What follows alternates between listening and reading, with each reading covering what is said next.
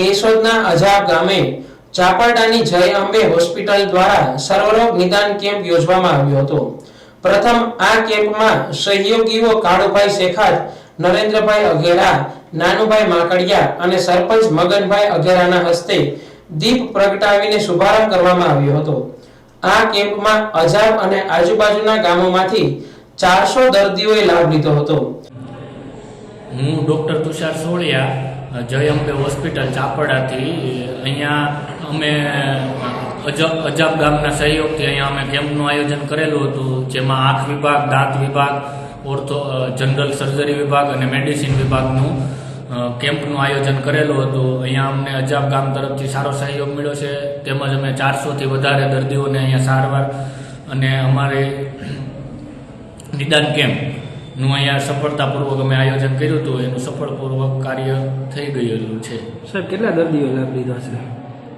400 જેટલા દર્દીઓને અમે લાભ આપ્યો છે આ કેમ્પમાં, અને જેમાં મેડિસિન વિભાગ અને બીજા 2-3 ડૉક્ટર સાહેબના સહયોગથી આ કેમ્પ અમે અહીંયા સફળતાપૂર્વક કરેલો છે। અને તમામ દર્દીઓને ફ્રીમાં દવા આપવામાં આવી હતી। ઓપરેશનની જરૂરિયાતવાળા દર્દીઓને જય અંબે હોસ્પિટલમાં ઓપરેશન કરી આપવામાં આવશે। આ સર્વરોગ નિદાન કેમ્પ યોજાતા અનેક દર્દીઓને લાભ મળતા આ સેવા કાર્યને દર્દીઓ બિરદાવી રહ્યા છે।